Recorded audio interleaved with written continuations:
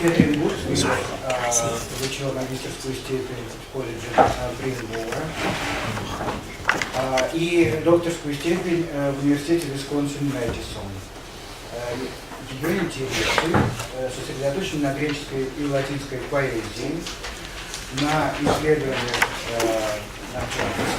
лучше так сказать, литературной теории и взаимодействия между текстом и образом. Она публиковала несколько книг по эллинистической поэзии, включая антологии и публикацию новых эпиграмм Посидипа в 2005 году. Она исполняла обязанности директора Американской филологической ассоциации, была стипендиатом многих программ, в том числе в Принстоне, в Оксфорде и так далее.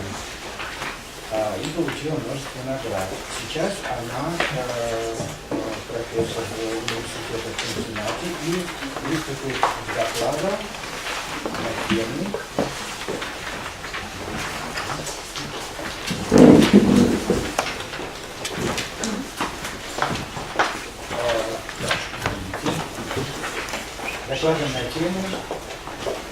споры о стилях и использование среднего стиля при создании литературного канона. Thank you very much. Let me take this fortuitous opportunity that I'm the first speaker this afternoon to thank the organizers of this conference for inviting those of us who are foreigners and you have to tend with extra special care because we are so ignorant not only of your language but many of your cultural ways. Thank you very much for having us. We appreciate it greatly. It's a wonderful learning opportunity. The late 5th century delineation of two poetic styles in Aristophanes' frogs is familiar to most all. In this comedy, a judgment about the tragedies of Aeschylus and Euripides enacted in the underworld by Dionysus, takes the form of an agon, a contest in which Aeschylus will be the winner, rewarded with a return to life, and Euripides the loser, confined to Hades. The accusations the poets hurl and the defenses they make map well onto a system of two dichotomous styles. Euripides celebrates clarity, rationality, and the preciseness of his language in contrast to Aeschylus' bombastic obscurity, while Aeschylus wins points by the trick of weighing words and by accusing Euripides of promoting vulgarity and immorality. In the end, Aeschylus is granted victory on the premise that he can restore Athens to her old-fashioned virtue and save her from the idle sophistries of modern philosophers. But what of Sophocles? He is also present in Hades, having shown his good judgment by yielding the throne of tragic art to Aeschylus, while standing ready to challenge Euripides if he should prevail. And after his victory, the departing Aeschylus turns over his chair to Sophocles, declaring him second in rank, so that he can keep the throne of tragedy from ever falling to the despised Euripides.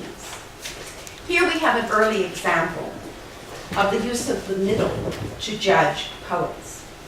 Sophocles stands in support of the old-fashioned grand style called semnos by acknowledging the superiority of Aeschylus, and he adds to the denigration of the new, plain but intellectual style of Aptos by his willingness to compete with Euripides to prevent him from gaining any rank at all. This in-between position of Sophocles was destined to work to his advantage in later judgments of status and canon making. Aristotle is unequivocal about his preference for Sophocles' tragedy, and Dionysius of Halicarnassus ranks Sophocles' tragic style the best, on a par with Homer's epic style. A Sophoclean biography explains these judgments in terms like those later used to describe the polished style as opposed to the grand or plain one on the handout. Sophocles imitated Homeric charm, distinguished himself from the many who did so, because like a bee, he culled the most luminous flowers. In less metaphorical language, Sophocles produced mixed elements, appropriateness, sweetness, boldness, and variety, terms that again convey the virtues of being in between. The Sophocles example is a good illustration of the rhetorical use of the middle to show preference among styles and in canon making. I propose to look at select other examples, not just in literature and rhetoric, but whenever possible, also in art. From the 5th century well into the imperial period, the dichotomy of high and low continues to provoke the strongest opinions and most entrenched oppositions, particularly on the part of practitioners, but also among critics as well. The middle consistently enters the fray to soften these oppositions, sometimes through alliance to support one extreme or the other, and sometimes to offer a distinct middle way as an alternative.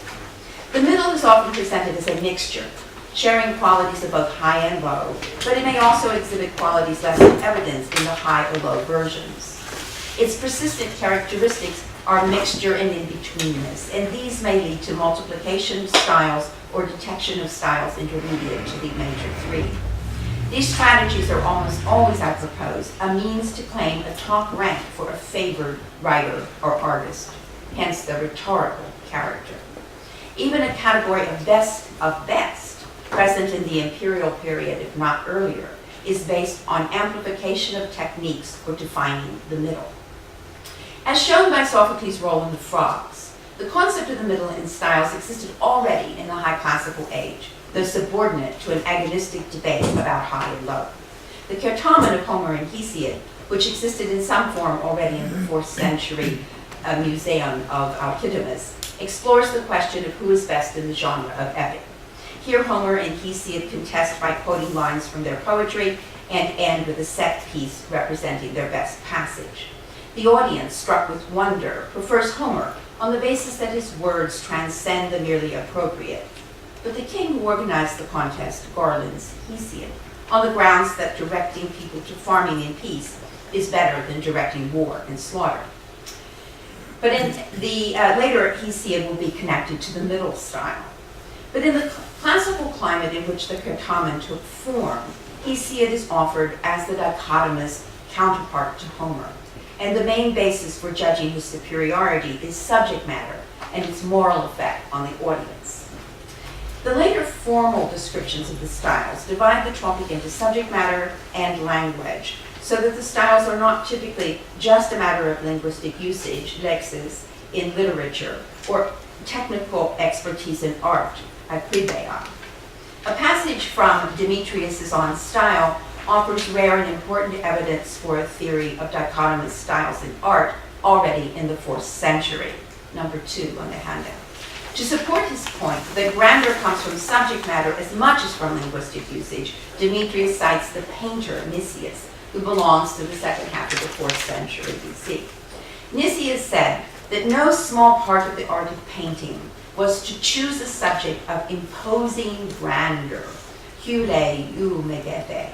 rather than to chop up one's art into minor subjects, such as small birds or flowers.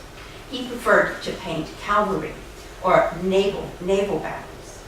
According to Demetrius, Nicias expressly compared the topics of painters as part of the painter's techne to the plots of poets. Importantly, this statement confirms that writers on art used analogies to poetry, just as writers on literature used analogies to the arts. One painting in which Nicias surely aimed at the grand style was his prize to Nequia, which drew its subject directly from Odysseus' visit to the underworld. In criticizing small subjects like birds and flowers, Nicias probably had in mind the work of Pausias of Sicyon, more or less a contemporary, who was the first to gain fame in encaustic painting, a technique that produced brilliant colors. Pausias specialized in paneled ceilings and in miniatures, especially children. He was particularly known for his representations of numerous varieties of flowers, as in his renowned painting of a woman wearing a garland. Evidence for rivalry between the dichotomous styles is built into Pliny's account of Pausias.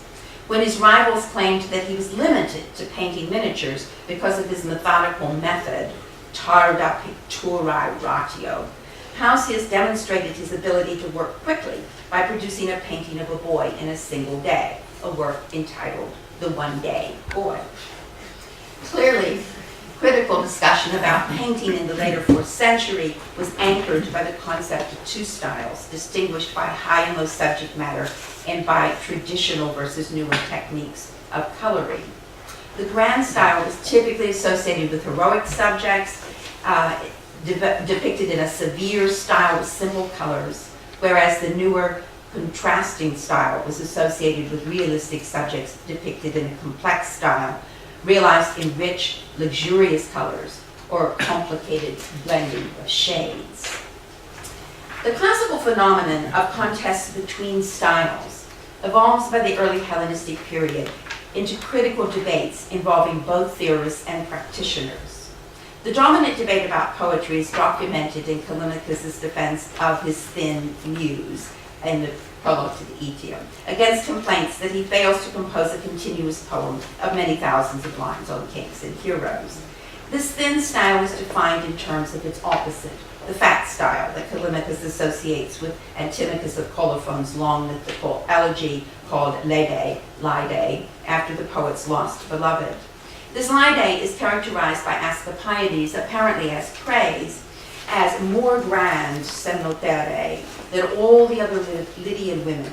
And in later canons, Antimachus is associated with the grand style with all of its potential roughness intact. As often noted, Callimachus' style as he presents it in his poetry maps well onto the characteristics given Euripides' style in the Frogs. It is refined, choice, correct, rational, directed to the mind more than the heart. Nowhere in the remains of his poetry is there a hint that he aims at a middle style as a way to cut through entrenched differences of opinion with his critics. Just as Pausias' rivals criticized his slow, methodical painting, Callimachus' detractors reportedly mocked his inability to write a large poem, megapoema, to which he responded with his Hecale, a large poem by his definition. Although this short epic offers a meeting of high and low registers in the simple but hospitable shelter that Hecale provided the young Theseus, the encounter of hero and poor old woman, if read allegorically, offers not an emblem of the mixture of the grand and the plain, but a demonstration of simplicity's worth, as Hecale's generosity and motherly kindness demonstrate for Theseus how to live a virtuous and compassionate life. The telling images at the end of Callimachus' hymn to Apollo, where the god praises the pure drops from a holy spring as a symbol of the poet's hymn and rejects the alternative of a mighty river filled with refuge, number 3, reappear in later discussions of rhetoric as images for high and low style, respectively. Cicero and Quintilian also know a middle way, a placid stream overhung with shade. But Callimachus prefers do-or-die partisanship to the compromise of mixture.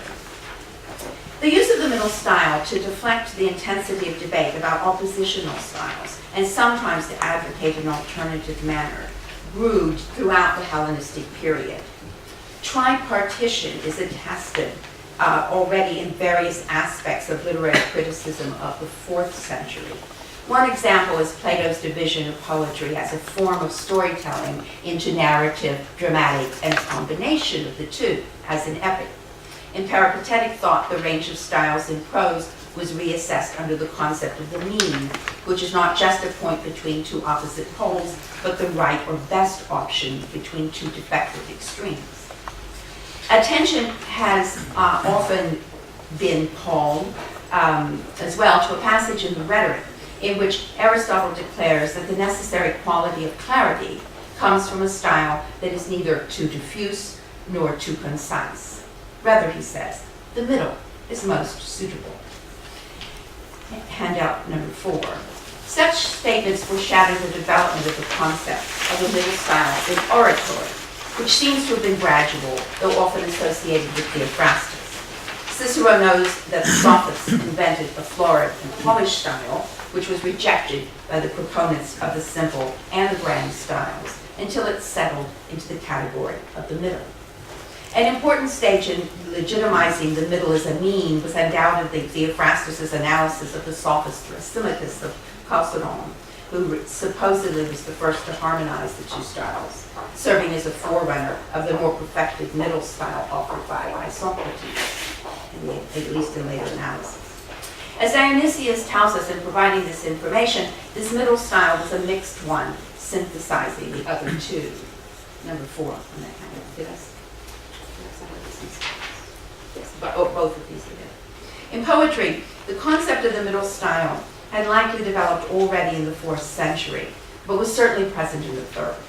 This is shown by a passage from Book 5 of Philodemus' On Poems, where some critic important in the early Hellenistic age is under discussion, possibly Heraclitus of Pontus. Despite Lacunian this in the following portion of the text, it seems clear that this critic divided poems into 3 categories. On number 5 in your handout. The first category consists of the most solid and rather large, stereota kata mezzon. These have richness and weight, but not simplicity and lightness. And the poet brings to them characters, ethical dispositions, and his own stories and plots. Here we have poems described in terms of subject matter, but in language that suggests a corresponding stylistic register. The first category, not being generically specific, would accommodate both Homeric epic and Aeschylean tragedy. The second category consists of intermediate poems, ta meta, which also have richness and plot, though to a lesser extent than the first group. It is logical to assume that the third category, mostly missing in the text, consists of poems that are simple and light and largely devoid of characterization, story, and plot. Although this theory of poetic types is both fragmentary and filtered through Philodemus' critical analysis, it seems clear that the middle type of poem is more closely related to the grand than to the simple. The mezzone does not seem to be offered as a mean between extremes, but as an alternative to the grand style, like Sophocles' supporting subsidiary position to Aeschylus. In painting, the rivalry between the severe and flowery styles preferred by severe and flowery styles preferred by Nicias and Pausias, respectively, seems to have been a mean found in the painter Apelles. The painter himself claimed that his superiority to his contemporaries was due to the charm that his works possessed. And it is precisely this quality of charis that, for Demetrius and on style, is the distinguishing mark of the polished style in prose and poetry.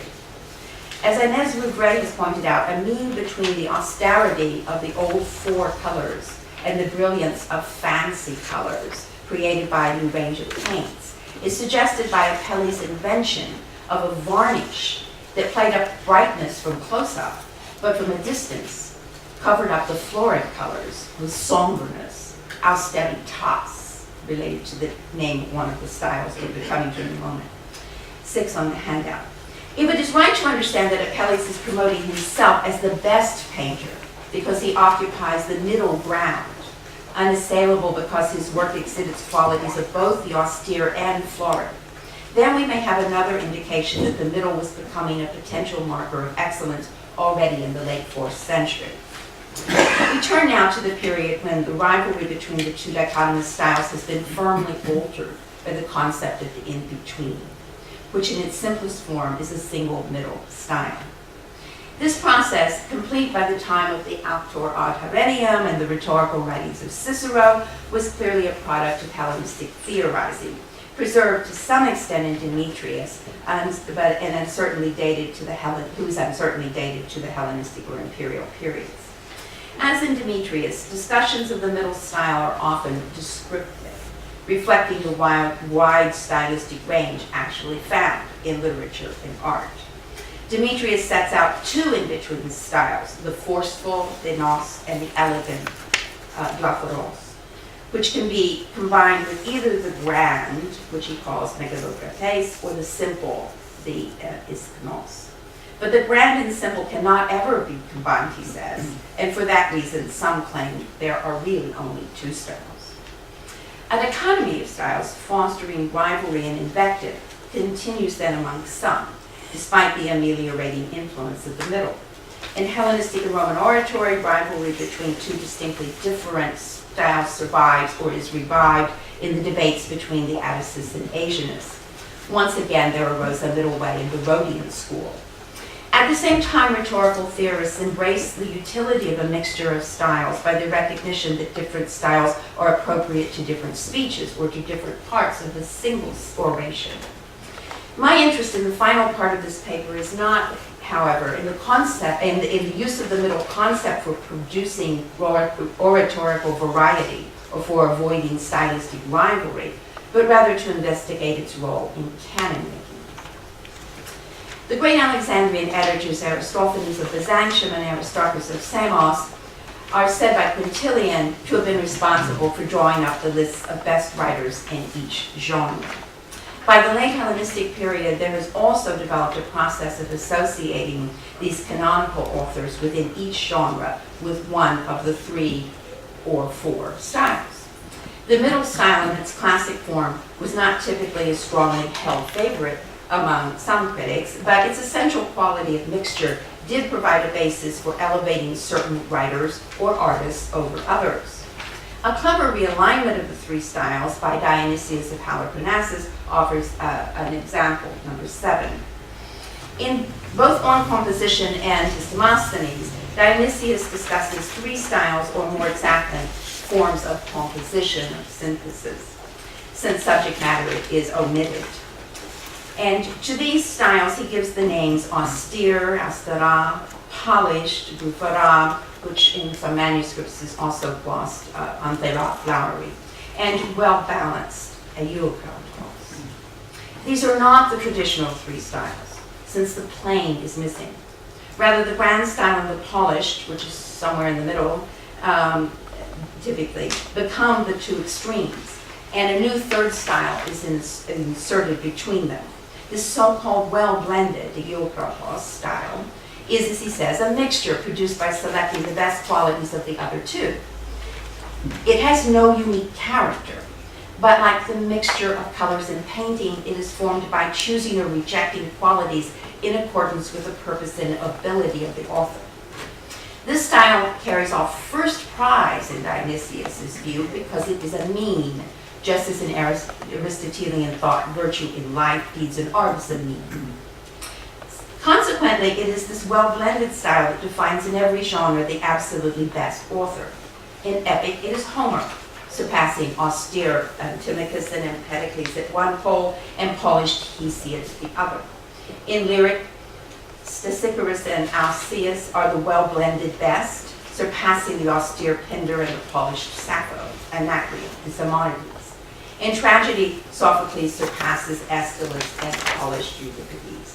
In history, Herodotus surpasses austere Thucydides and polished Euphues and Theopompus. In philosophy, Plato champions with his blended style, though Democritus and Aristotle excel in this as well.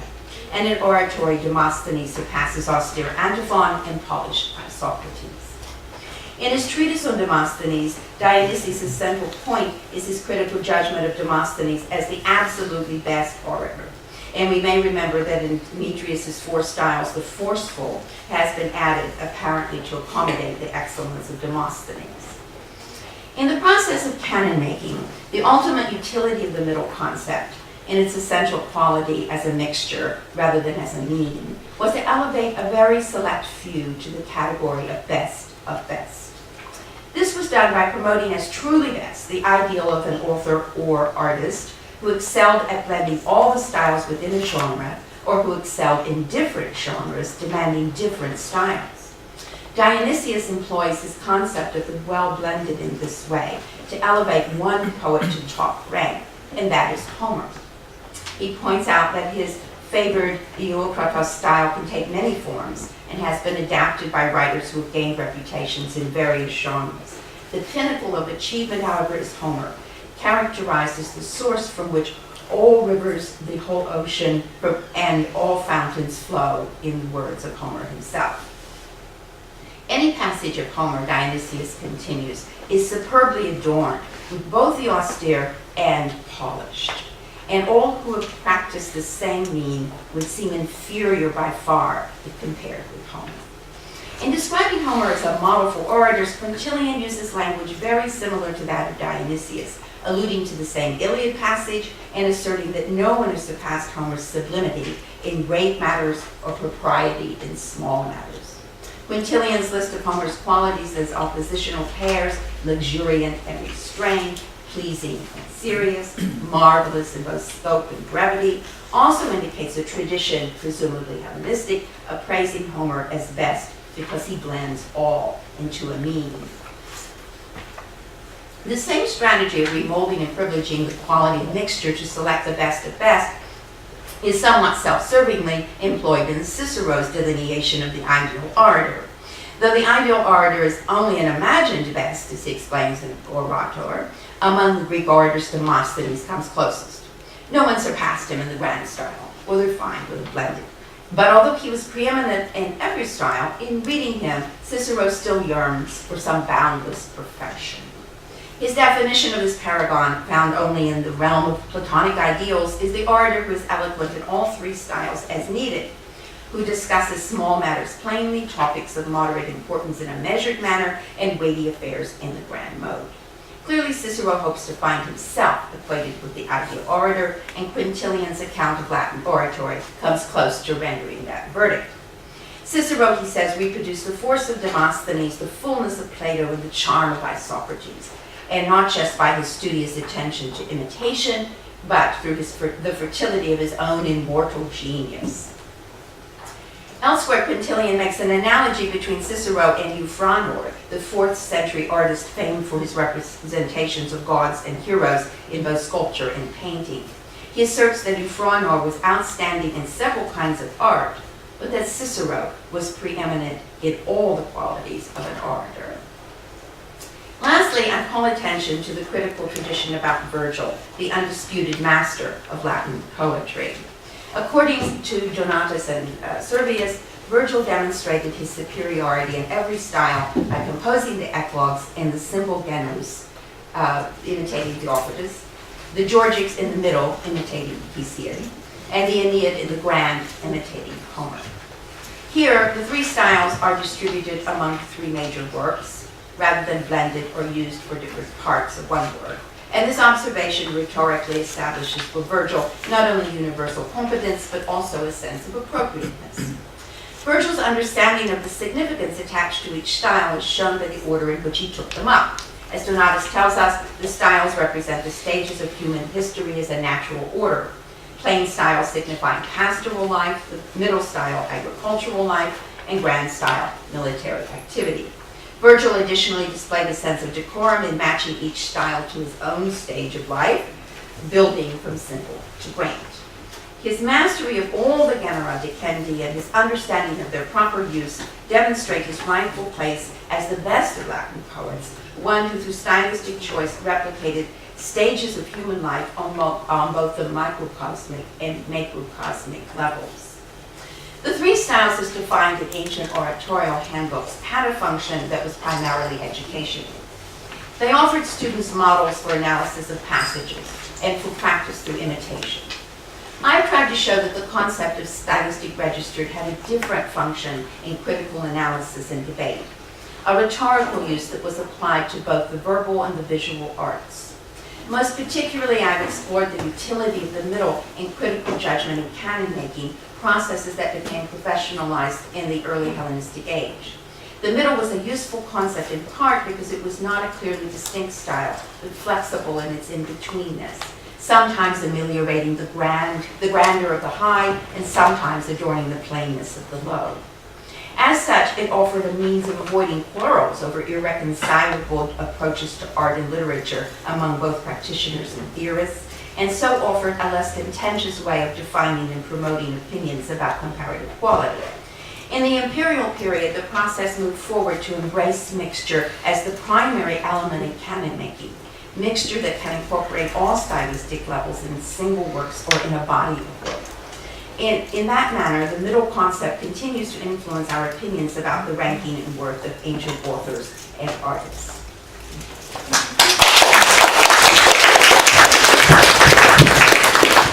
Спасибо. У нас есть еще 10 минут на вопросы, обсуждения и соображения. Пожалуйста, кто хочет задать вопрос, пожалуйста. Да. Можно сразу по-английски. Thank you for your excellent and extremely interesting paper. And I want to ask about this word Eucrates. It has reminded me, although I think that's probably not what Dionysius meant. It also, I think, reminds me of the use of this word in context related to climate zones that are, for example, in Strabo, yes, there are hot climate zones where life is impossible because it is too cold there. There one climate zone where life is impossible because it is too hot, and there our temperate zone where the good features are sort of mixed. And if I remember correctly, Strabo and someone else calls it Eucrates, and Ovid also describes it as a mixture. And the question is, this seems to be a sort of productive metaphor for those tribal style oppositions. Has it ever been applied to styles, or is it just a fanciful idea? Thank you. Has the term been applied to styles before Dionysius? Is that the question, or? No. I just mean in general. Has ever this metaphor of climate been applied to? I just listen to styles. And let me go answer your question by saying that you haven't thoroughly convinced me that it's a metaphor from climate. I think we would have to do a very thorough word search to see what the range of the usage is before we could decide that climate is the vehicle and style is the metaphor, so to speak. So I haven't done that, at least recently. So I think it's very interesting that in this general time period we find the word beginning to be used more commonly. I think for Dionysius, part of its importance was that it implies not just mixture, but that it implies good mixture or the right mixture. And he defines that by pointing out that his middle style can go in one direction or towards the other style, depending upon the needs of the work and the author. So I think that's why he's chosen this particular word instead of something that just implies in-betweenness or middleness. I've also thought there may be, perhaps in metaphorical terms, a reference to a mixing of wine and water, because there's a very old tradition of using that metaphor for poetry. So thank you for that question. That's a nice an analogy that I hadn't thought of, the one to climate. Михаил, может, вы резюмируете кратко свой вопрос и ответ? Thank you very much. I just want to underline that I didn't mean that Dionysius meant what I said. It was just an association. I think your idea about wine is much better. Thank you. And I shall translate. Я спросил по поводу слова «эукратос».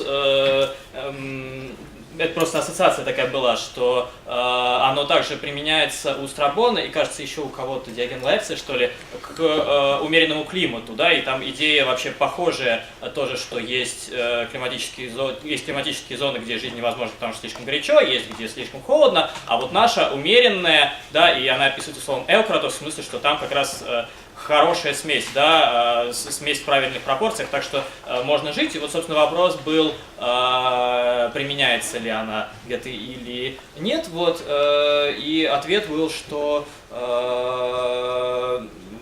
по-видимому, здесь важнее, ну, во-первых, идея, что это действительно смесь с правильной пропорцией, да, а во-вторых, может быть, образ вина, да, и, наверное, хорошая идея, да. Спасибо. Спасибо большое за содержательный и интересный заклад. У меня возникла мысль относительно Аристотеля. Аристотель ведь говорит, как он ценит Софокла. Но примеры, во всяком случае, в риторике, все примеры, большинство примеров из Эврипида. Когда он говорит, какой должна быть речь оратора, он говорит, что речь должна быть, как у Эврипида. Можем ли понять обыденную речь, а обыденная речь у Эврипида? Да? Можем ли мы понять это так, что все-таки здесь эксплицитная и имплицитная часть Аристотеля не соответствует немножко, и что Эврипид занимает положение вот этого среднего стиля, а Софокл все-таки ближе к Эсхилу, как это будет потом. Или нет? Как кажется, кто придет? The question was about the role of Sophocles in Aristotle, who thought Sophocles to be the perfect example of the tragic genre. But while all the praises go to Sophocles, most examples are drawn from Euripides. And the question is whether, perhaps he implies that the middle style of Euripides suits better tragedy. It is better to be used in tragedy. So the question is whether there's any contradiction between what he speaks explicitly about the grandeur of Sophocles and his merit as a dramatist, and the fact that Euripides' speech is thought to be better by him.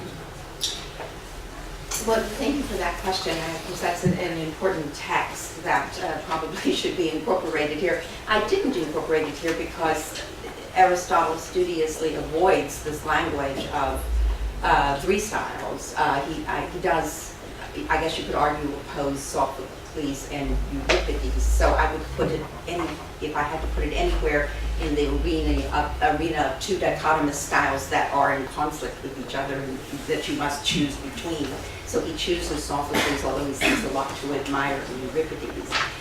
And I think that from our perspective, of course, the oddity is that he has so little to say about Aeschylus, and maybe he just didn't like Aeschylus, but perhaps the more scholarly answer is that he doesn't like Aeschylus' thoughts. He's interested in Sophocles and Euripides' complicated plots. And that, I think, is the explanation there. So I think it could be fit into my argument quite easily, but since he doesn't speak of the styles particularly, I thought we did. Понятно, да? Хорошо, Yeah, actually, my question somehow follows Professor Perry's question, but I'm going a little more back even to the beginning of your paper and to Aristophanes. While you try to show, and quite convincingly I would say, that the contest in the frogs foreshadows somehow the idea of the distinction of styles. Oh, but well, I'm a little bit doubtful about that because, first of all, Aristophanes, had to squeeze in Sophocles at the last minute, it says, because Sophocles died just when Aristophanes was writing Frogs, and so actually before he would be in Hades, now he should be, and now you actually need somehow to put him in. That's one point. So, and the other point is, of course, the contest of Aeschylus and Euripides is a stylistic contest, but Sophocles is praised, and Aeschylus is praised basically because of moral values. And we don't actually have anything about the style of Sophocles. And I would say even that if you read Frogs attentively, I believe that Aristophanes was very fond in stylistic terms of Euripides. He actually praises Euripides for style, but chooses Aeschylus because of the moral values. And so I'm not quite sure whether we are imposing the latter distinction of three styles on Aristophanes, because there stylistically Euripides wins. Sophocles wins the Aeschylus plays only because of moral values. So I don't think we have there actually this stylistic dichotomy. There is something complicated there. I'll translate the question. Мой вопрос касается Аристофана. Я не совсем уверен, что в лягушках мы имеем дело с четким разделением стилистическим, во-первых, потому что Аристофану нужно было срочно всунуть Софокла, потому что он умер как раз, когда Аристофан писал лягушек, а во-вторых, потому что спор, конечно, стилистический, но и Эсхил, и Софокл выигрывают, потому что они моральные, а я думаю, что Еврипид, безусловно, в глазах Аристофана выигрывает по стилистическим нормам. То есть, собственно говоря, победа Эсхила и Софокла не означает победу одного стиля над другим. Okay. Thank you for this question. I'll take something you said near the end first. I don't believe that we can take Aeschylus' victory over Euripides and the Frogs as an indicator of Aristophanes' personal aesthetic preference. Who knows? I'm sorry, Aristophanes' personal preference. So he certainly does show a liking for Euripides, but this is a play. And someone has to win, so maybe this is the popular candidate, or maybe it's just necessary that morality win out in a comedy, because in comedy we have to pretend that we're about morality, even if we're really just about having a good time. Right? As to the broader point, this not being about style, I'm sorry if I spoke in such a way that I made it sound as if I was saying the three styles already existed in the late 5th century. I was trying to be clear that they're really a development of late 4th, the earliest in terms of our evidence. Right, but many people have pointed out elements in this agon that anticipate the later delineation of 2, 3, or 4 styles, and the language of leptotes and the language of weightiness that is so prominent, for instance, in Callimachus, who's very concerned about being the light-winged insect and not the heavy, weighty brain ass. So it's definitely in Richardson work is out in Miguel and other people have as well. It's definitely foreshadows what comes later, and that's all that I was trying to say. The good point about why Sophocles has to be silent and barely mentioned, but he is said to be present throughout the agon, and then when he becomes the master of tragedy in the underworld, it's an important point, because it means that Euripides will never be master of tragedy anywhere. He always has to be the loser. That's his character. If we like him, it's partly because we like this iconoclastic presentation that he gives. That's his triumph as a loser.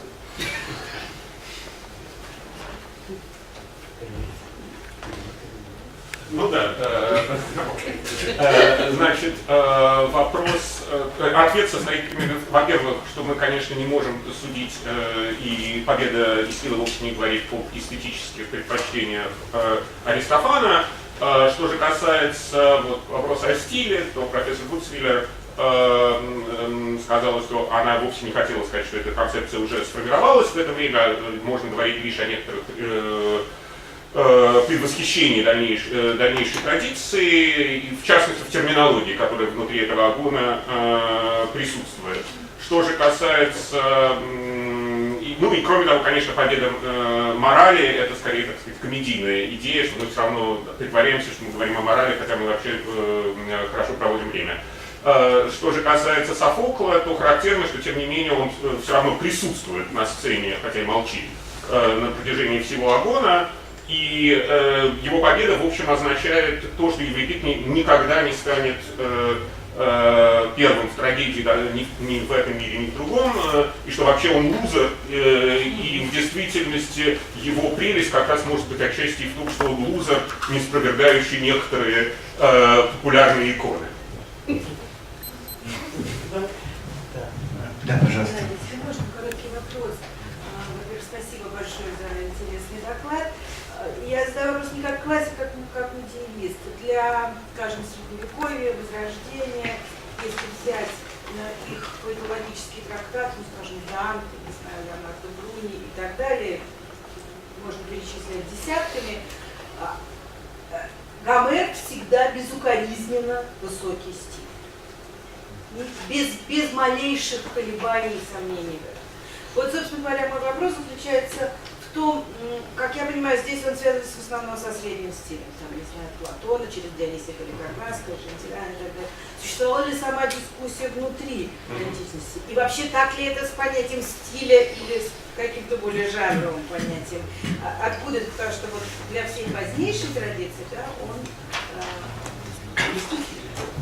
The question comes from a medieval scholar who is interested in the contradiction between Homer's reputation in the Middle Ages and after the Renaissance, when Homer, in all the treatises by Dante, by Leonardo Bruni, becomes an irreproachable specimen of what is called high style.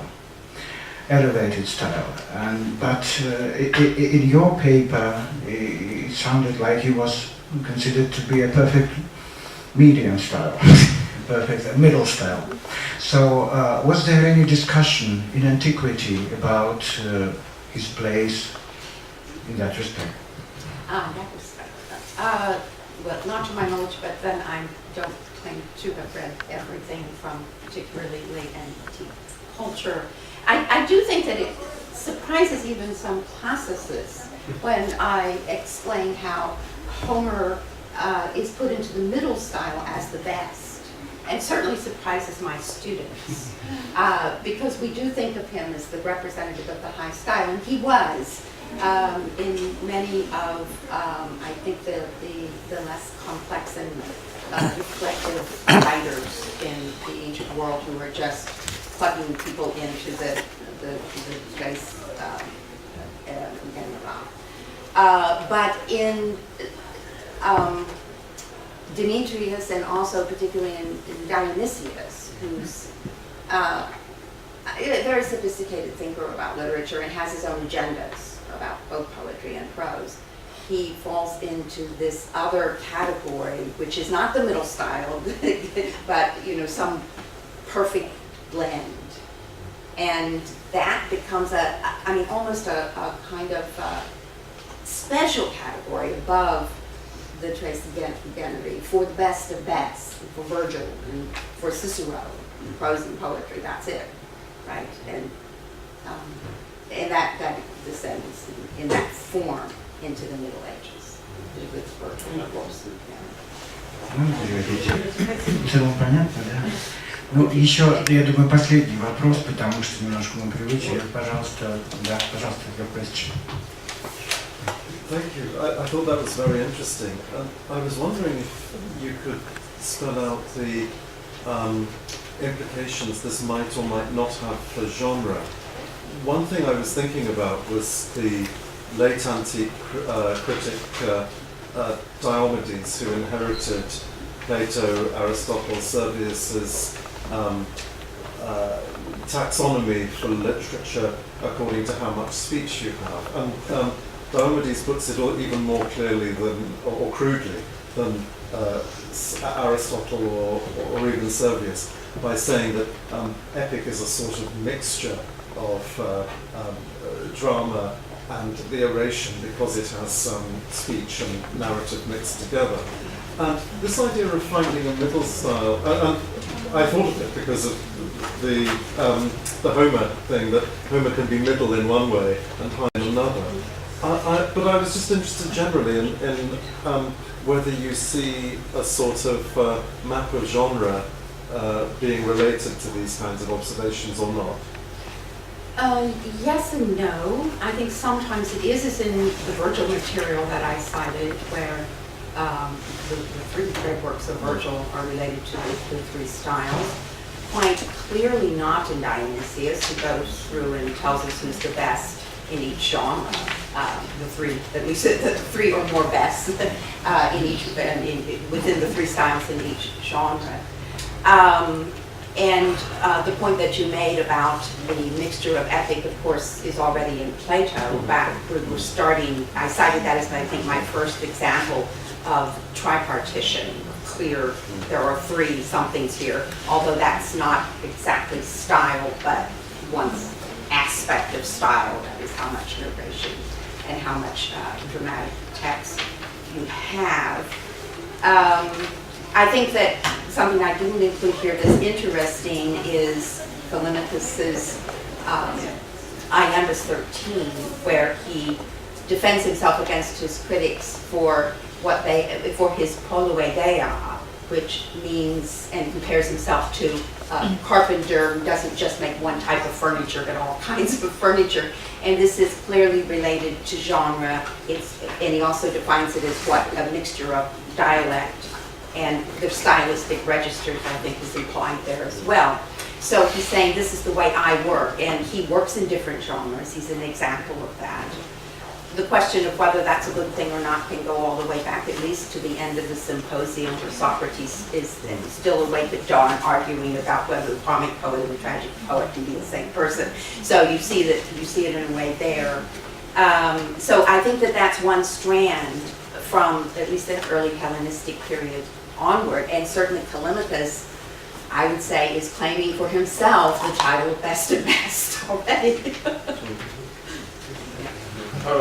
Значит, вопрос касался того, можно ли установить некоторые жанровые или метажанровые соотношения, вот разделения на стили и, соответственно, их жанровой принадлежности, что в частности касающиеся эпоса, потому что эпос довольно часто представляется как раз смешение рассказа и драмы, например, и, соответственно, выступает в роли такого мета-жанра, который становится идеальным. Ответ состоял в том, что, в принципе, эта идея смешения можно возвести и к Платону, и даже к концу пира платоновского, где рассуждает Сократ о том, можно ли быть одновременно хорошим трагическим поэтом и комическим поэтом. И, в принципе, это дискуссия, которая идет на протяжении всей античности, в частности, Калимах, например, когда защищает себя от своих критиков, говорит о том, что его сила в многовидности, как если перевести этот греческий термин, а он, конечно, считал себя лучшим из лучших и утверждал этот принцип как свой, в частности, может быть, метажанровый принцип. Спасибо. Мы, наверное, закончим дискуссию по докладу. Благодарим еще раз.